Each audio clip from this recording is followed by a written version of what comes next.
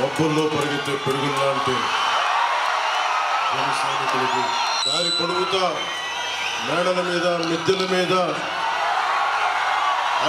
ప్రేమాభిమానంతో ప్రేమాన్ని కురిపిస్తున్న ఆశేష జన సందోహానికి, అన్నదమ్ములకి, ఆత్మబంధువులకి దారి పొడుగుతా మార్పు కోసం మీరు వచ్చారు.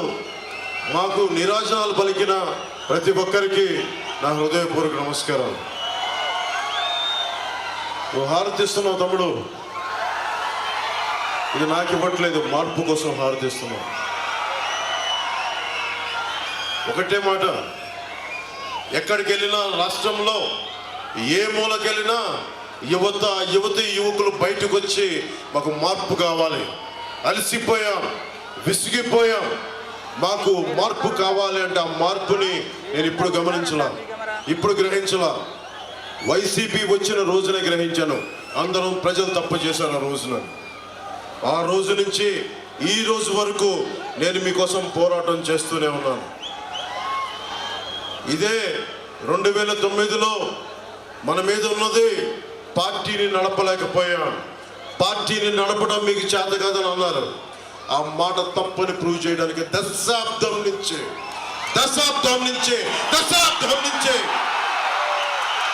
నిలబెట్టి చూపించాం, నిలబడి ఉన్నాం, మీ భవిష్యత్తు కోసం ఉన్నాం. యువతరానికి ఏ సంపద విడిచిపెట్టాం?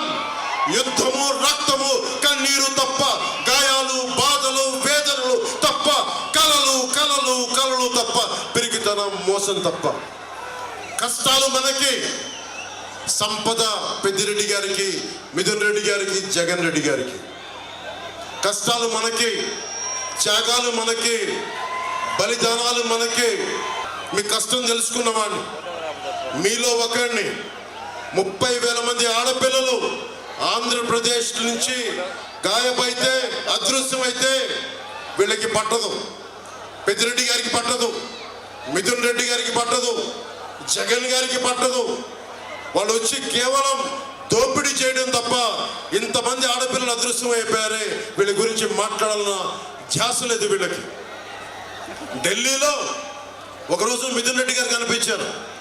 పార్లమెంటరీ అఫైర్స్ మినిస్టర్ మ్యారేజ్కి వెళ్తే ఆయన చాలా గర్వంగా చెప్తున్నారు, చిత్తూరు జిల్లాలో ఎవరు వచ్చినా సరే మేము ఒప్పుకోం, మేము ఒకళ్ళ జోలికల్లా మా నియోజకవర్గాలకు వస్తే మేము వాళ్ళని మామూలుగా వదలమని చెప్తా ఉన్నాను నాతోటి. మిథున్ రెడ్డికి ఒకటే చెప్తా ఉన్నా, మిథున్ రెడ్డి నీకు పిఠాపురంలో పని ఏంటి అంటే, రాష్ట్రం మీ గుత్తాధిపత్యం అనుకుంటున్నారా? మీరు రాష్ట్రం ఒక్కరిది అనుకుంటున్నారా? రాష్ట్రం మీ 5 మందిది అనుకుంటున్నారా? ఇన్ని కోట్ల మంది ప్రజలను మర్చిపోయారా? ఇన్ని విభిన్నమైన కులాలను మర్చిపోయారా? అక్కడ రోజు నమాజ్ చేసే ముస్లిం సమాజాన్ని మర్చిపోయారా? దారి పొడవున క్రైస్తవ చర్చిలు ఉన్నాయి, వాళ్ళని మర్చిపోయారా? దేవాలయాలు ఉన్నాయి, వాళ్ళని మర్చిపోయారా? ఏం దౌర్జన్యం చేస్తారు? రాజకీయాలు ఇక్కడ అందరికీ ఒకటే చెప్తా ఉన్నా, నాకేం సరదా కాదు రాజకీయాలు. అడ్డగోలుగా ప్రతి అడ్డమైన ఎదవ చేత తిట్టించుకోవడానికి నాకు పౌరుషం లేదనుకుంటున్నారా మీరు? ప్రతి పనికి మాలిన ఎదవ తిడతాడు. దేనికోసం తిట్టించుకుంటున్నా? మీ భవిష్యత్తు కోసం, ఆడబిడ్డల సంరక్షణ కోసం, ఆడబిడ్డల భద్రత కోసం, పెద్దలకి ఒక భద్రత ఇవ్వడం కోసం. ఓటు ఎందుకు చీలకూడదన్నాను? రాయలసీమ ఒకరి గుత్తాధిపత్యమా? రాయలసీమ ఒకరి గుత్తాధిపత్యమా? జగన్ గుత్తాధిపత్యమా? రాయలసీమ ఏం మాట్లాడతాను? వెళ్ళి కర్నూలుకి వెళ్ళు, కొన్నిదల గ్రామం ఉంటుంది, వెళ్ళి చూడు. అక్కడ ఏదో రాయలసీమ నీ గుత్తాధిపత్యం ఉన్నట్టుగా మాట్లాడతావు. దమ్ము లేదా మాకు? ధైర్యం లేదా మాకు? ఏం మాట్లాడతావు? 40 మందిని మట్టలు చేసి బెదిరిస్తారా మీరు? పెద్దిరెడ్డి గారు అరే ఎర్ర చందనం వీళ్ళకి ఇంధనం అయిపోయింది. వీరికి అడ్డు వచ్చిన నరికేస్తారు, కాళ్ళు చేతులు తీసేస్తారు, హాస్పిటల్లో ఇంజక్షన్ చంపేస్తారు. గంగిరెడ్డి లాంటి ఒక మాఫియా డాన్, ఎర్రచందనం డాన్, అలిపిరి కట్నం నిందితుడు 15లో మార్క్సిస్టులు అరెస్ట్ చేస్తే మళ్ళీ ఈరోజు అతను మిథున్ రెడ్డితో తిరుగుతూ ఉంటాడు. వైసీపీ గూండాలందరికీ గుర్తుపెట్టుకోండి. పవన్ కళ్యాణ్ చెప్తున్నాడు, రైల్వే కోడూరు నడి బొడ్డులో నిలబడి చెప్తున్నా,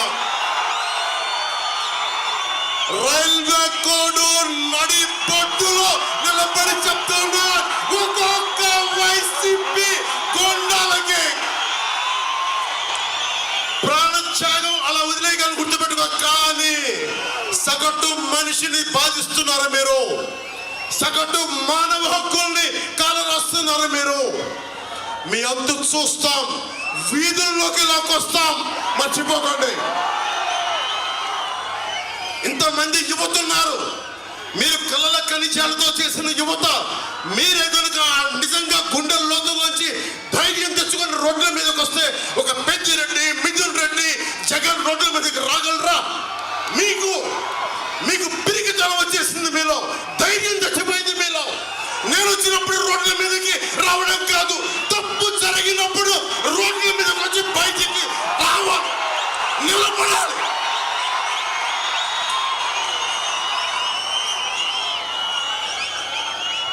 ధైర్యం లేని సమాజం కుళ్ళిపోతే, చచ్చిపోతే. రాయలసీమ ఇది, రాయులు ఏలిన సీమ ఇది.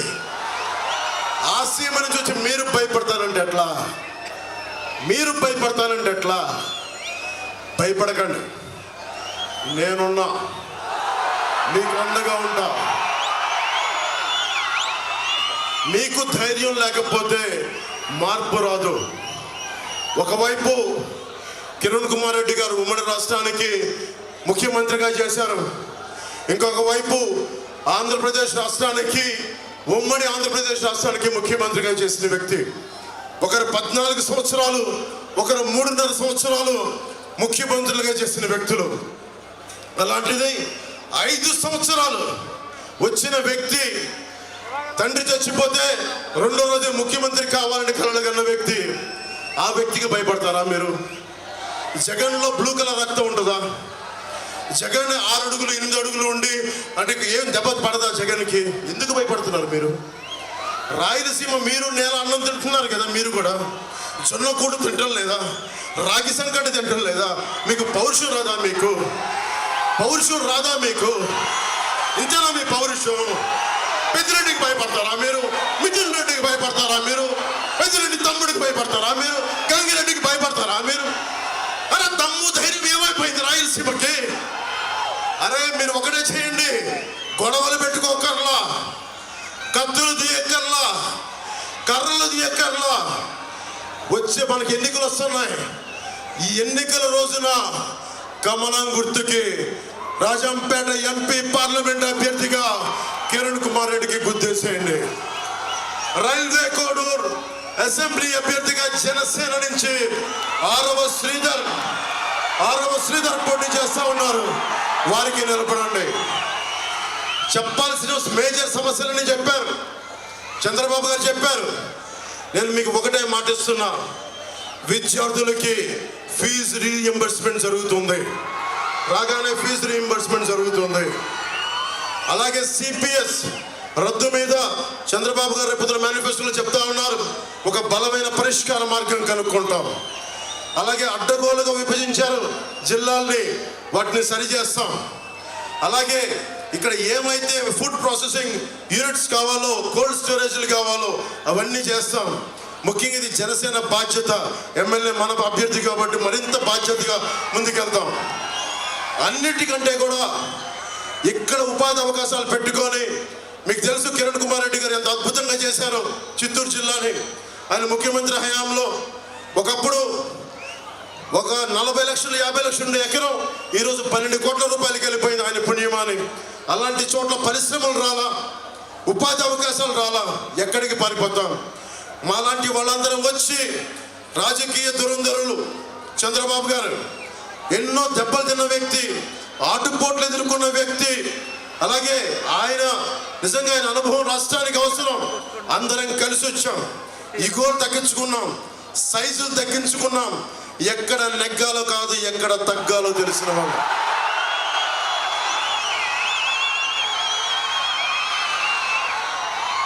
జగన్ ఒకటే మాట్లాడతాడు, అద్భుతం చేశామని. 70,000 మంది పోలీసులు ఈ రోజుకి టీఏలు డిఏలు సరెండర్ లీవ్స్ డబ్బులు ఇవ్వలేదు. నా పోలీస్ కుటుంబానికి కూడా చెప్తున్నాం, కూటమి తరపు నుంచి మీకు మాటిస్తున్నాం, మీకు ప్రతిరోజు వారాంతపు సెలవులు రావాలి, అవసరమైతే పోలీస్ ఉద్యోగాలు పెంచాలి, ముఖ్యంగా మీకు 1వ తారీఖుల్లో జీతం రావాలి. నేను చిన్నప్పుడు మా నాన్న ప్రభుత్వ ఉద్యోగిని కాబట్టి టీఏలు డిఏలు ఎంత కీలకమైనో నాకు తెలుసు. మీ టీఏలు డిఏల్ని జాగ్రత్తగా మీకు అందించే బాధ్యత కూటమి ప్రభుత్వం తీసుకుంటుంది.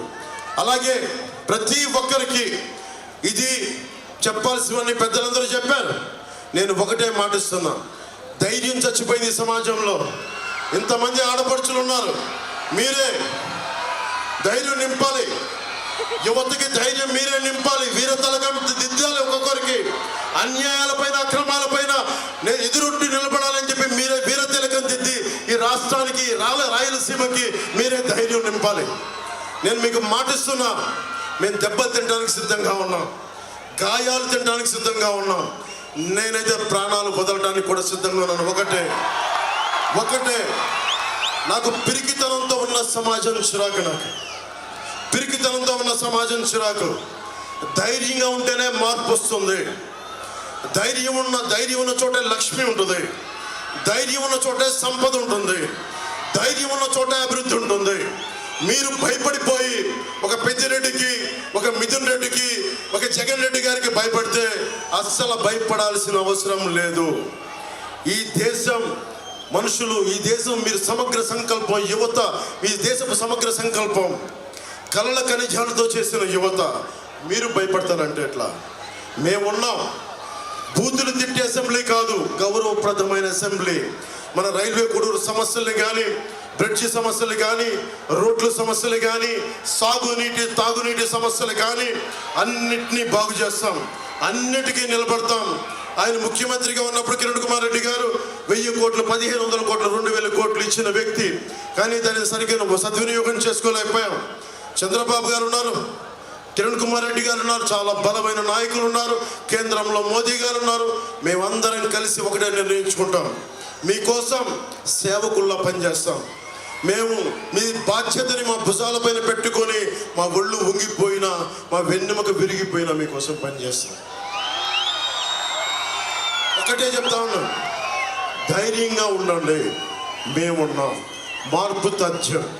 విజయనగరంకి వెళ్ళాం, శ్రీకాకుళంకి వెళ్ళాం, తిరుపతికి వెళ్ళాం, మొత్తం మారుమూల ఆంధ్రప్రదేశ్లో ఎక్కడికి వెళ్ళినా ఒకటే సంకేతం, మార్పు జరుగుతోంది, ప్రభుత్వం వస్తోంది, కూటమి ప్రభుత్వం వస్తోంది. వైసీపీ ప్రభుత్వం కింద పడి నేల రాస్తా వెళ్ళిపోతా ఉంది. మీరు బలంగా ఉండండి, ఏ మాత్రం ఆలోచించకుండా కూటమికి అండగా ఉండండి. ఎలాగో ప్రభుత్వం వస్తుంది, దాంట్లో అది తథ్యం. కానీ ఈరోజు మేము మిమ్మల్ని అడుగుతుంది, భారీ మెజారిటీలు కావాలి. వైసీపీకి భవిష్యత్తులో ఎన్నికలంటే భయపడాలి. డబ్బుకు లొంగనే కొత్త తరం ఇది, డబ్బుకు లొంగని మహిళా లోకం ఇది, డబ్బుకు లొంగని సరికొత్త నవతరం ఇది. అది మీరు చేసి చూపిస్తే తప్ప. నేను బయటకు వచ్చాను, చంద్రబాబు గారు బయటకు వచ్చారు, కిరణ్ కుమార్ రెడ్డి గారు వద్దనుకుంటే శుభ్రంగా ఇంట్లో ఉండిపోవచ్చు, హాయిగా రెస్ట్ తీసుకోవచ్చు, కాదని చెప్పి ఈ రోజున వచ్చారు. ఎందుకంటే మన నదులకి సరైన ఇది అనుసంధానం కావాలి, నదులు పంపకం సక్రమంగా ఉండాలి. ఇలాంటి సదుద్దేశాలతోటి ఈరోజు కిరణ్ కుమార్ రెడ్డి గారు వచ్చారు. మేమందరం మీకు అండగా ఉంటాం అని మనస్ఫూర్తిగా తెలియజేసుకుంటూ, కిరణ్ కుమార్ రెడ్డి గారిని మనకి కమలం గుర్తు మీద భారతీయ జనతా పార్టీకి తరఫున పోటీ చేస్తున్నారు, అఖండ మెజారిటీ తోటి రాజంపేట పార్లమెంట్ అభ్యర్థిగా గెలిపించండి. అలాగే 6వ శ్రీధర్ని మనకి జనసేన అభ్యర్థిగా గ్లాస్ గుర్తు మీద గెలిపించాలని మనస్ఫూర్తిగా కోరుకుంటూ, కూటమి వైసీపీ అవినీతి కోటని, గుండాల కోటని బద్దలు కొడుతున్నాం, మనం ప్రభుత్వంలోకి వస్తున్నామని తెలియజేసుకుంటూ, జై టీడీపీ, జై బీజేపీ, జై జనసేన.